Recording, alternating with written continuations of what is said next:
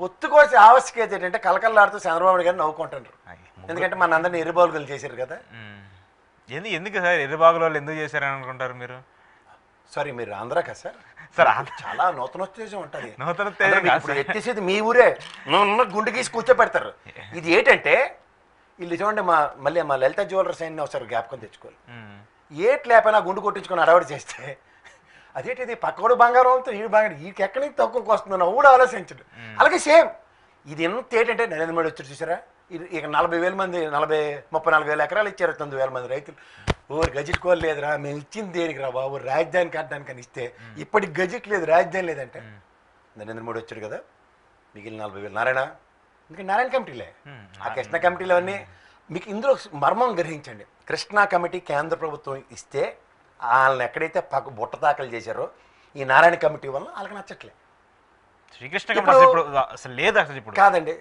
ఒక చిన్న విషయం ఆడదాం. అమరావతి రాజధాని సభ మీరు ప్రాణాలు దిగించి 1,00,000 కోట్లు మీరు నారాయణ గారు చెప్పినట్టు తీసుకొచ్చి అప్పు యాడ్ నుంచి తెస్తారో తెలియదు. తల్లితోడు మీకు ఎవడు ఆ వరల్డ్ బ్యాంక్ కూడా మీ గడ్డి మీకు పెట్టేస్తున్నాడు. అడప 375 కోట్లు అగ్రిగేట్న 6 మంత్స్కి ఇస్తున్నాడు. అది లెక్క. ఏ పేస్లో మీరు కట్టగలరు దాన్ని?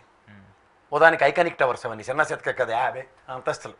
నా పుట్టుక్కడి నుంచి పంచగోట్ టవర్ ఒకటి ఉంది, ఆ గోతుల్లో నీళ్ళు తోడుకొని కట్టి సెచ్చాడు పోనడు దాకాను. సో సేమ్ ఇదే కాన్సెప్ట్లో మీరు గమనించగలిగితే 50 అంతస్తులు చెప్పున ఆ సచివాలయం టవర్లు కట్టారు. అంటే చిన్న లాజిక్లో మనం ఎలా మర్చిపోతాం? ఇంత సమైక్య రాష్ట్రంలోనే ఏబిసిడి బ్లాకులు 4 తగలెట్టారు మన మొహానికి. సాల్ మీ మొఖానికి ఉల్లంఘన ఎంప్లాయీల కోసం సార్లు సరిపోతాయని తెలుసుకున్న రాష్ట్ర విభజనలోనే వీళ్ళకి 50 అంతస్తుల టవర్లు అంటే ఒక్కొక్కటి ఇలాగ మంచం మీద ఇలా జపాన్ వాళ్ళు చూడండి, మీకు నిద్ర రాదురా బాబు పడుకుంటే ఇన్సెంటివ్ ఇస్తాం అన్న కాన్సెప్ట్. అంటే మన వాళ్ళు ఎప్పుడు పడుకునే ఉంటారు వాళ్ళు. అంటే అక్కడ ఆ ల్యాండ్ సహకరించదు అంటారా? నాకు అవన్నీ నేను ఇన్వాల్వ్ అవుతానండి. అలా ఐఐటీ వాళ్ళు వస్తారు, ఉండండి మనకి చిన్నపిల్లలు చేసి 2 రోజులకోసారి వచ్చి ఒక్కొక్కడు ఒక కథ చెప్పి వెళ్ళిపోతుండే ఒక్కొక్కసారి. సో ఆ కథలు ఏమవుతున్నాయి, నిజమైన కథలు వాడికి తెలియవు, మా నారాయణ గారికి మాత్రమే తెలుసు. ఇప్పుడు మనం వాస్తవం ఆడుకుందానికి నేను 100 కోట్లు తగలబెట్టి పప్పానాలు పెట్టారు. నేను ఎందాకనే చెప్పింది, ఇంట్లో పెళ్ళి అయితే బాజాలు కొట్టండి సార్, అవ్వని పెళ్ళికి బాజాలు కొట్టా 40,000 ఎకరాల దోపిడీకి కొత్త తెర లేపారా?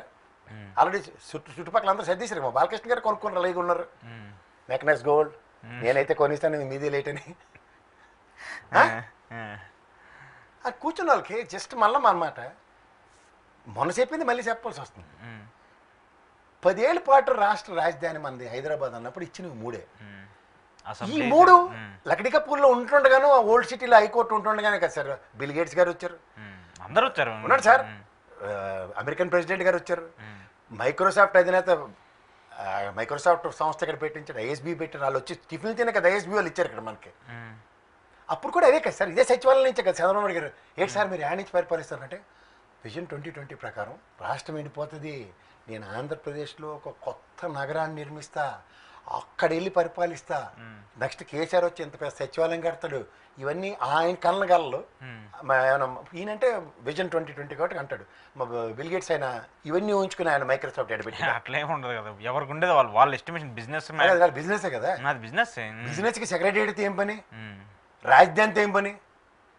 ఇప్పుడు నిజంగా 10 ఏళ్ళ పాటు ఇక్కడ ఏడవండి అని చెప్పిన మేధావులు కదా కాంగ్రెస్ బీజేపీ వాళ్ళు, అక్కడ రాజధాని లేని నగరం అని చెప్పి డెవలప్మెంట్ 10 ఏళ్ళు జరగదని ఇక్కడ 10 ఏళ్ళు ఉండమని అర్థమా? చెప్పండి. సరే వాళ్ళ ఒపీనియన్ మీరు డివేట్ అయ్యి ఈల్డ్ అవ్వకండి.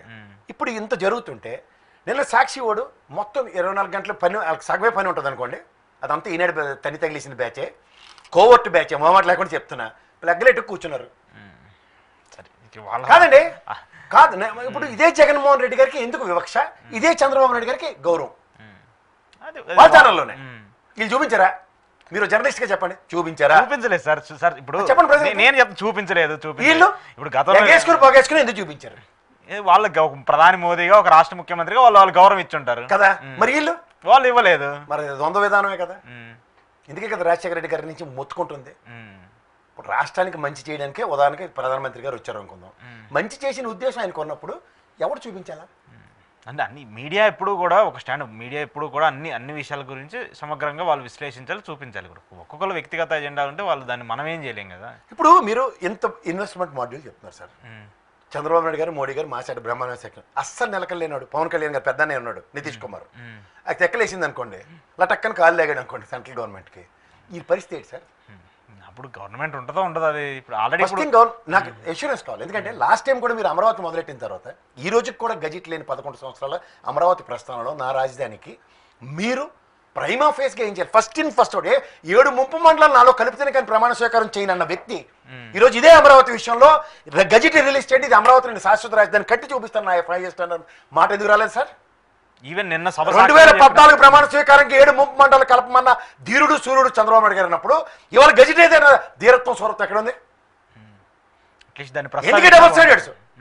లేకపోతే ఇది పప్పటి షోవా? నరేంద్ర మోడీ ఆడిస్తున్నట్టు ఆటలు? ఎస్, నాకు చాలా రోజులు ఈ మధ్యన పాకిస్తాన్ వారు వీటిలన్నింటిలోంచి ఫ్రస్ట్రేటెడ్గా ఉన్నాను, నన్ను కొంచెం పొగిడి కార్యక్రమం పెట్టండి, మనోరంజక కార్యక్రమం కావాలనగానే ఆంధ్రప్రదేశ్ రాష్ట్రం ఏమైనా మనోరంజక కార్యక్రమం వేరతెలకం దిద్దుకుని వచ్చిందా? నేను కేరళ వెళ్ళారు, మొన్నేమో ముంబై వెళ్ళారు, ఈ భజనలు ఏమైనా జరిగాయా?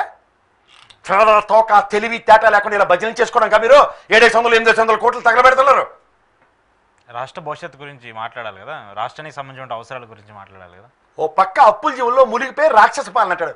ఈ రాక్షస పాలన మొదలు మీరు ఓపెనింగ్ కూడా రాలే కదా ఆయన జగన్మోహన్ రెడ్డి, ఇప్పుడు కూడా రాలే కదా. ఏడు చేస్తారు మీరు? మీకు కర్రు కాల్చి వాత పెట్టింది నరేంద్ర మోడీ కేంద్ర ఎన్డీఏ ప్రభుత్వం అయితే చిన్నపిల్లలాట. వాళ్ళు ఎవ్వరూ పల్లెత్తు మాట నరేంద్ర మోడీ అన్నారు. మీకు ఎక్కడ ఇచ్చాం? ఎవరిని? జగన్మోహన్ తిట్టుకోండి, జగన్మోహన్ రెడ్డి తెలుగుదేశాన్ని జనసేన తిట్టుకొని కాలక్షేపం చేసుకో. ఉడుకోరు మీరంతా. ఎవరికి ఉపయోగం దీనివల్ల? ఒకరినొకరు తిట్టుకోవడానికి కాదు కదా, ఇక్కడ ప్రజాస్వామ్యాలు ఉన్నాయి. వీళ్ళు ఇక్కడ ఇదేంటి నరేంద్ర మోడీ పల్లెత్తి మాట మాట్లాడలేదు జగన్మోహన్ రెడ్డిని అని కాలు చచ్చిపోతున్నారు సగం మంది. అడిగితే టీడీపీ వల్ల ఫీల్ అవుతున్నారు వాళ్ళు. దేనికి ఫీల్ అవ్వాలా? జగన్మోహన్ రెడ్డిని తిట్టలేదు. దేనికి తిట్టలే? తిడితే ఏమో తెలుసు కదా. దేనికి తిట్టాలా? ప్రత్యేక హోదా అడిగి నేను తిట్టాలా? మీరు వద్దనేసారు. ఇండస్ట్రియల్ ఇన్సెంటివ్స్ కళ్ళ ముందు లటక్కమని జల్లకొట్టి కళ్ళు ముందు జల్లకొట్టి ఎత్తేసిన తర్వాత కూడా ఇండస్ట్రీలు తరలిపోతున్నాయి జగన్మోహన్ రెడ్డి వలన. మరేమి మీరు విప్రోకి ఇచ్చారు కదా 6,700 ఎంప్లాయీస్ క్రియేషన్ అని, మరి ఎందుకు పెట్టలేపండి ఆయన?